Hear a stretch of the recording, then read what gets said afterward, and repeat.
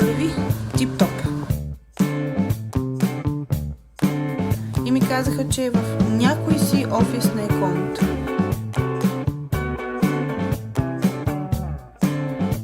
Тя ще ми обяснява на мен, но аз паса трева. Добро утро.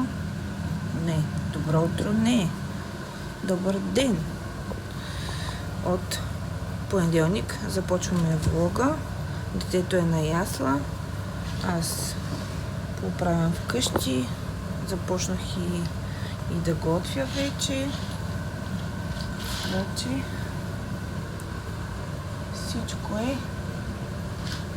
Всичко върви тип-топ. Поне за сега. Ще си допия кафето, ще поправя още малко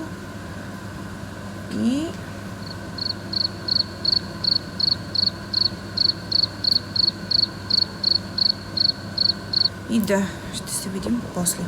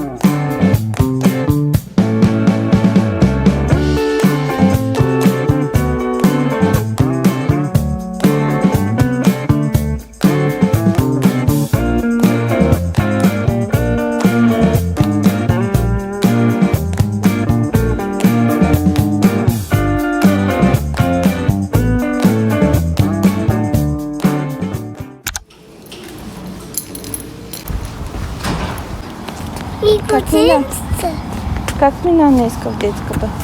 Да, с Коледа мина. Дядо Коледа ли мина? Играли си с децата? Да. Да? Не, браво. Хапна ли си? Да. Спинка ли? Ябълки ли хапна? Браво, Матей. Дай ръчичка да пресечем. Скъпи. Айде, че идват коли. Давай. Браво на детето. Хоп. Браво.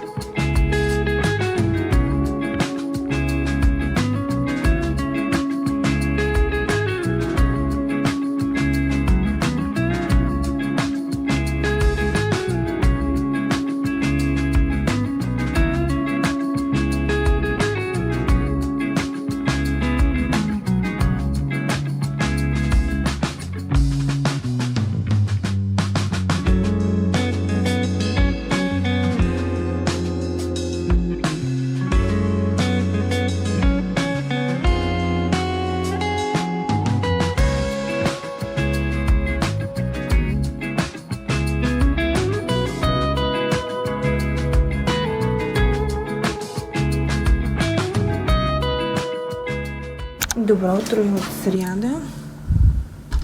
Закарах малкия на ясла и после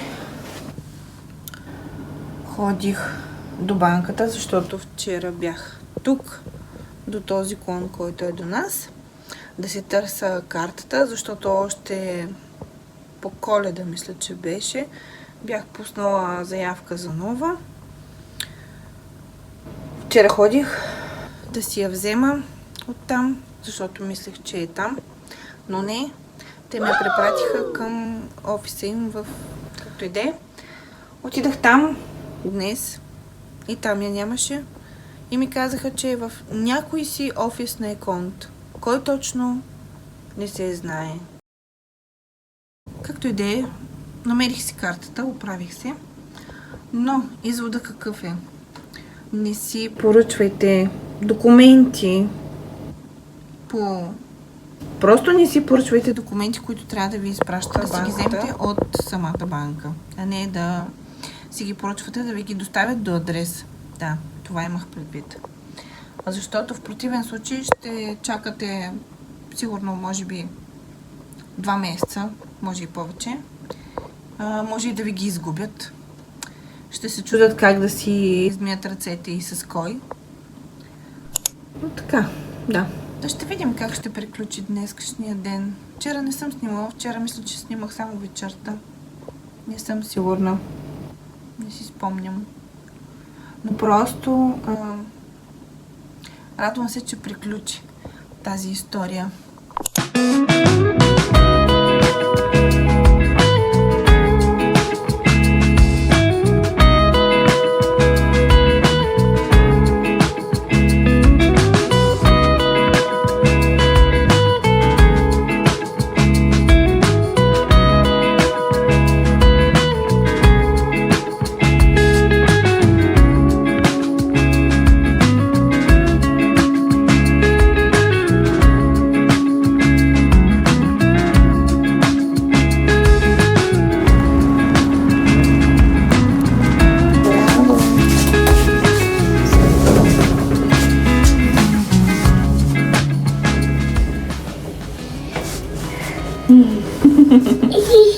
Шапката. Шапката.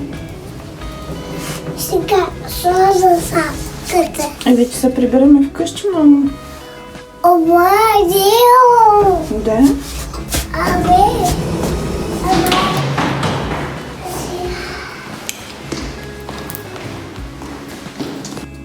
Къде оставяме шапката? Тук. Ще си. Айде се буче якито. Искам мама аплата. Мама да ето. Айде дърпай надолу. Искам папа. Бомба. Мама. Мама да помогне.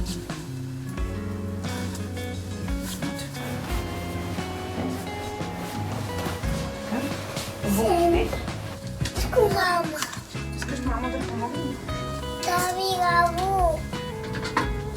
Много каса. Много кашляш. Айде, готов си.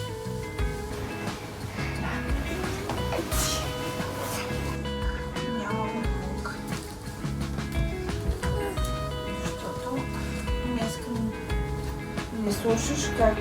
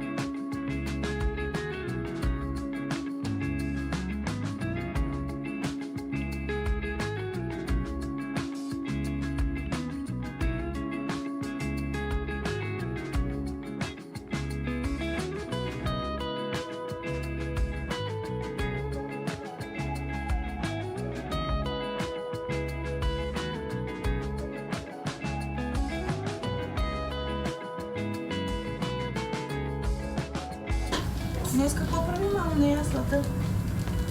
Така си атитата. Браво! Хареса ли ти? Да. Папка ли? Да. Да. Изяди ли си всичко? Да. Пуската. Сади. Закуската си изяди, а обяда? Обяд? На обяд? О, да! Какво папа на обяд? Помниш ли? Разкай. И другото. Пилишко месо с картофки? Яди ли днеска? Да. Да. А следобедната закуска изяди ли си? Паска. На паска. Да, има опашка, мамо. А спинка ли на обяд? Да. Да. Айде взем да пием сиропче. Да. И тук. Дай да.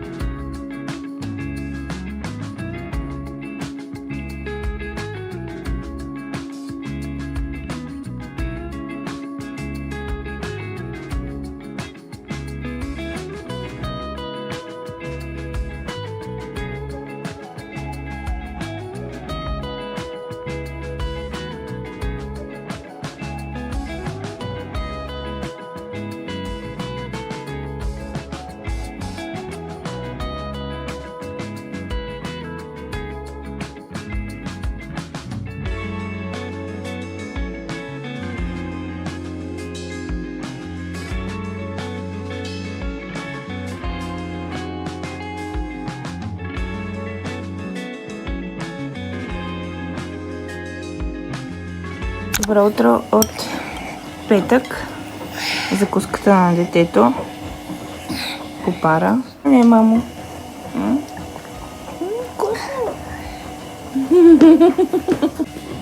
Онзи ден не казах, но реших вчера в четвъртък и днес да задържа детето в къщи. Детето в къщи, защото му е запушен носа. Не, че е нещо, нали, болен, просто му се запушва и от време на време има и естествено сополи. Да, мишки си маза. А там? Не, мамо. Амка и десетва. Листчета. Листчета. Листчета, после ще ти дам. Амка и сега закуската да си издеш и ще ти дам. Добре. Ама листчета. Да. И има сополки, не такива течащи, които трябва да се изчистват, нали, от носа. Та за това реших да го задържа в къщи, да мога да си го излекувам, така да кажем. Но вече, честно казано, започвам да се замислям дали изобщо да го връщам на ясла, макар че детето даже вече си иска да си ходи там, харесва му, играе с децата, играе с това, пък ходи една седмица, след това започва да се разболява или се е разболял вече тотално. И това се случва още от от както е започнал от миналата година. Тази година си продължаваме с по същия път така, вече оттъпкани, а си вървим едно и също. Тази була. Да, мамо, това балонче. Това. Да. Това була. Те защо не знам, не ми се иска да го връщам, но... Та така, сега, докато той си дояжда закуската, аз ще си направя сутрешната рутина. Се замислям вече, т.е. най-вече да си... Най-вече.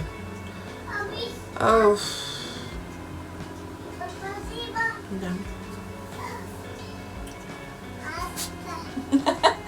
Не пипай вратата. Да се замислям да си направя кафе, защото не съм пила от няколко дена кафе. Очаквах да съм с главоболие, обаче не. Добре съм. Та така. Ще се видим после.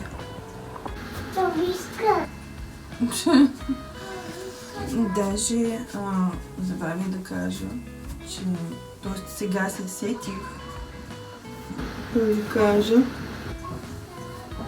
че онзи ден ми се случи нещо, което по принцип аз вече половин година карам детето в тази ясла. Никога не ми се е случвало някоя сестра да ме излъже, но онзи ден ми се случи с новата сестра, която, като я попитах, пак ли някой си води болното дете или деца на ясла, и тя ми каза, не, те просто, нали, това е нормално да боледуват, нали, така, защото били си умешвали деца в фауната и флората и било абсолютно нормално, но все пак били се събирали много деца и така нататък. Да бе, като сме ходили в парка и той си е играл примерно с деца, защо не се е разболявал? Безмислени оправдания от сорта на ама не те, защото са много деца на едно място. Това са за мен пълни глупости. Тя ще ми обяснява на мен, но аз паса трева. Ми беше казала, нали,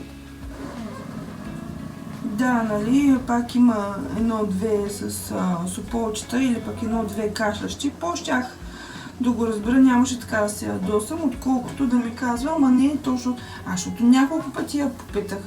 И извърта такава темата, все едно, нали, всичките са здрави. Абсолютно изобщо не ми се вярва, защото ония ден даже чух едно кашлящо. Какво, мамо? Седе до пуска. Да, айде да си издеш закуската. Та така. Да ме излъга на една в очите. И вече, честно казано, още повече си имам на ум за тази жена, защото още откакто е започнала нещо, не ми вдъхва много доверие, така да кажем. Да, балонче, мамо. Айде, ходим да си ядеш закуската. Няколко часа по-късно аз съм сготвила, изкъпах се, оправих се даже и съм готова. Детето трябва да го облечем и ще излизаме. Да. Къде ще ходим, мамо? Магазина. На магазина, да. Не искаме, не стана. Добре. Айде, ще видим. Се опитам после да снимам самото пазаруване, да видим дали ще ми се получи. И тати. Да, и тати, да.